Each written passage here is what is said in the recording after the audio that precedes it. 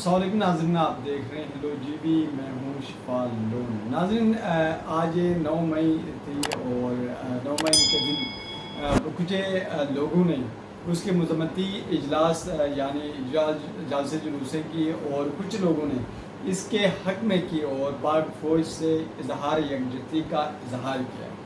آج اگر دیکھا جائے تو پاکستان علماء کی جو پارٹی ہے فضل الرحمان صاحب کی، انہوں نے بھی ایک پاور شو پشاور کے اندر کیا اور اس کے ساتھ دیکھا جائے تو کے پی کے وزیر اعلیٰ علی امین گنڈاپور صاحب نے بھی ایک بڑا جلسہ کیا جو ڈی آئی خان کے اندر کیا۔ اور اگر دیکھا جائے تو پاکستان تحریک انصاف کے جنرل سیکریٹری عمر ایوب صاحب نے اپنے آبائی گاؤں ہری پور میں کرنا تھا، لیکن کچھ مصروفیات اور کچھ ایمرجنسی کام کی وجہ سے انہوں نے یہ ملتوی کیا اور انہوں نے عمران خان کی کال پر عمران خان سے اڈیالہ جیل میں ملنا چاہا۔ اس اڈیالہ جیل میں جو ملاقات ہوئی اس کے اوپر کافی ڈیولپمنٹس ہو چکی ہیں۔ اگر دیکھا جائے تو سب سے پہلی ڈیولپمنٹ یہ ہو چکی ہے کہ جو پاکستان تحریک انصاف کے ایک اہم سرگرم رکن جسے وڈ گیا کے نام سے جانا جاتا تھا، یعنی شیر افضل مروت صاحب کو، ان کی رکنیت پاکستان تحریک انصاف کی لیگل ٹیم سے، پولیٹیکل ٹیم سے اور کور کمیٹی سے ختم کر دی گئی، یعنی عمران خان کے یعنی تحریک انصاف سے اس کو نکال دیا گیا۔ اس کے وجوہات عمران خان نے عمر ایوب صاحب کو بتایا جو کہ انہوں نے پریس کے ذریعے قوم کے سامنے رکھا، وہ یہ تھی کہ بار بار عمران خان کے انتباہ کرنے کے باوجود جو ہے شیر افضل مروت صاحب نے پارٹی ڈسپلن اور پارٹی جو رولز اینڈ ریگولیشن کے ہیں ان کی خلاف ورزی کی اور بار بار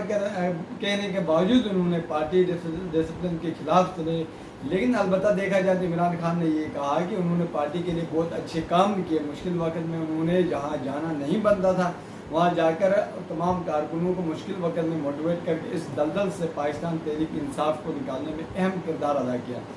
اور اس کے ساتھ ایک الزام یہ بھی لگایا کہ یعنی پاکستان تحریک انصاف کے بانی، جس کو آج بار بار وزیر اعظم کہا گیا کہ عمران خان کو ذاتی طور پر ذاتی ان کے مفادات کو نقصان پہنچایا اور عمران خان کے جو باہر کے تعلقات تھے، فارنر تعلقات تھے جس میں شاہ سلمان اہم تھے، ان کے تعلقات میں بھی نقصان پہنچایا۔ اور دیکھا جائے تو شاہ سلمان کے تعلقات کے بنا پر عمران خان نے 2 دفعہ OIC کا اجلاس بلایا تو اس معاملات کو بھی نقصان پہنچایا، جس پر شیر افضل مروت صاحب کو اس پارٹی ڈسپلن سے پارٹی کو نکالا اور پاکستان تحریک انصاف پولیٹیکل اور لیگل ٹیم سے بھی باہر کر دیا اور ساتھ ہی ایک نوٹس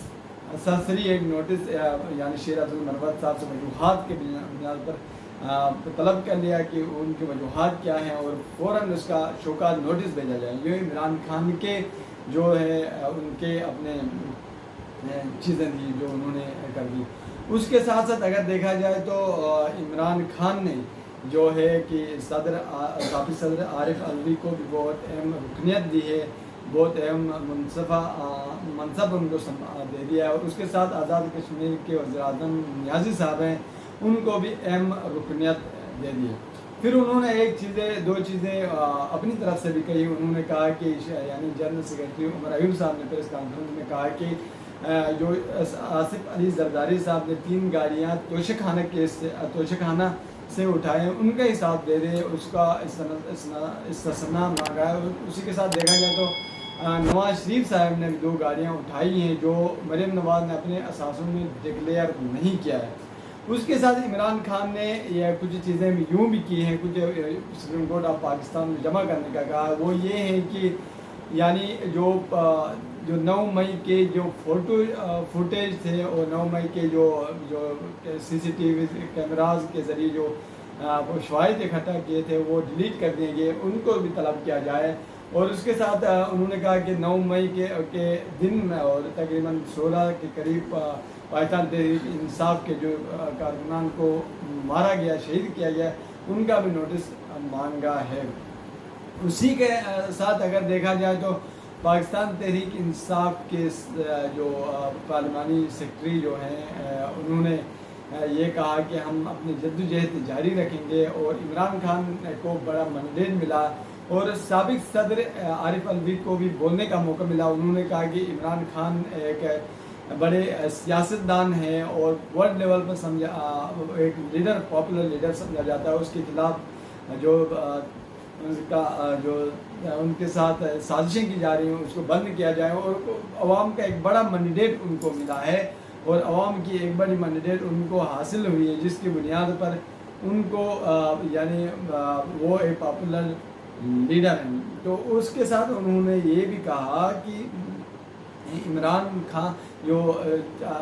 آرمی یعنی D G I S P R نے جو بیان دیا، اس بیان کی ضرورت کیا تھی. اور انہوں نے اس بیان کے اندر انہوں نے معافی مانگنے کی بات کی. تو ہمیشہ مظلوم نے کبھی معافی نہیں مانگی، ہمیشہ ظالم نے ہی معافی مانگی. اور انہوں نے کہا کہ مزید جو آپ مینڈیٹ کی بات کریں تو عمران خان کو ایک بڑا مینڈیٹ ملا ہے، جس کے ذریعے عمران خان کو اقتدار میں آنا تھا، لیکن مینڈیٹ چوری کیا گیا. تو ہمیشہ یہ مینڈیٹ چوری کرنے والے ہی وہ ہیں جو قوم کے ملزم ہیں جنہوں نے مینڈیٹ چوری کیا. اور انہوں نے کہا کہ D G I S P R نے اپنا بیان دے کر فوج کو مزید خطرات سے لاحق کر دیا ہے. اور انہوں نے کچھ چیزیں یہ بھی کہی ہیں. انہوں نے کہا کہ جو ہے کہ معافی وہ مانگتے ہیں، یعنی فارم 45 کے تحت وہ کہتے ہیں کہ جو حکومت لائی گئی وہ نااہل حکومت ہے، اور فارم 45 کے مطابق 60% جو عوام ہے اس کو انہوں نے عمران خان کے حق میں اپنا ووٹ دیا ہے. اور عمران خان کو یہ اقتدار بار بار وزیر اعظم کا لفظ استعمال کرتے رہے. اور انہوں نے کہا کہ پریس کانفرنس کی ضرورت کیا تھی، جس کے ذریعے کہ سب کو پتہ چلا کہ اب مینڈیٹ چوری ہو چکا ہے. اور انہوں نے آخر میں ایک یعنی سابق صدر عارف الوی نے یہ بات کہی کہ یہ ادارے بھی ہمارے ہیں، فوج بھی ہمارے ہیں. فوج میں چند لوگ ہیں جو اس ملک کے ساتھ کھلواڑ کرتے ہیں، ہر فوجی نہیں ہے. ہر فوجی ہمارا مستقبل ہے، ہمارے اثاثہ ہے، اور یہ قوم بھی ہمارے ہے، ادارے بھی ہمارے ہیں، فوج بھی ہماری ہے. اور اس معاملات میں اس ملک کو اس دلدل سے نکالنے کے لیے سب کو مل کر کام کرنا ہوگا. اور انہوں نے کہا کہ وہ لوگ جو اس ملک کے ساتھ سازش کر رہے ہیں وہ اپنی سازشوں سے باز آ جائیں.